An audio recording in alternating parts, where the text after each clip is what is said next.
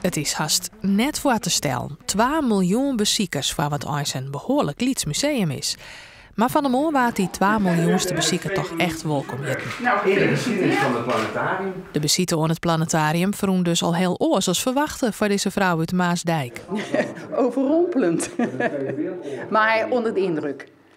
Verbijsterend dat iemand zo lang geleden, zo jong, al tot dat soort dingen in staat was.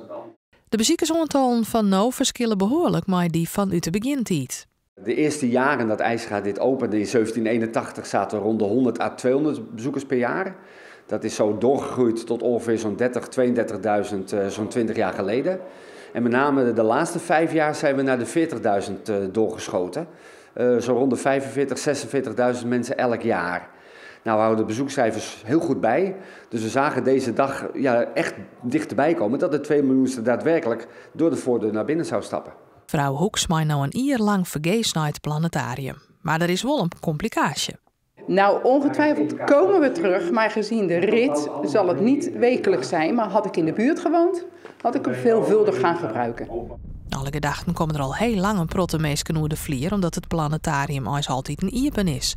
Zelfs in de oorlog, doch blikken uit deze polygoonbeelden uit 1944. Hier bouwde de wolkammer IJze IJzinga tussen 1774 en 1781 met eenvoudige hulpmiddelen zijn planetarium, dat destijds de bewondering van de geleerde wereld opwekte. Ja, zelfs in de oorlog is het planetarium altijd open geweest. We hebben ook uit die periode de gastenboeken beschikbaar. En dan zie je dat er toch ook in die tijd toch een paar duizend mensen per jaar na Franeker naar het planetarium komen.